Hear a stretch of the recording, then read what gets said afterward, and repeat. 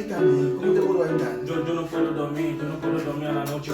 ¿Qué pasa? Explícame. Yo no sé. ¿En serio? No, ahora tengo el espíritu, háblale bien. Muchos diablos molestan a mí a la noche. Yo no puedo dormir. Por eso, yo no puedo dormir. Muchos diablos molestan a mí mucho a la noche. Entonces vamos a orar. Okay. Vamos a orar en el Espíritu Santo. Sí, amén. Cállate, pastor. Señor, en el nombre de Jesús, yo sé que tú puedes salir ahí. Salga de aquí. Salga de aquí. Sal de aquí. Sale en el nombre de Jesús.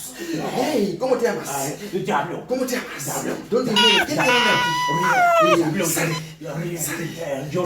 Yo ríe en tu cuerpo. Tú no vas a Sale. saber. ¿Por qué? No ¿Por qué no quieres salir? Tengo 100 millones de dólares en mi cuerpo. 100 mil millones. ¿Pero qué estás haciendo en este maldito cuerpo? No, ven. No. Sale y entra en mi cuerpo. ¿Quién fue? Guayán.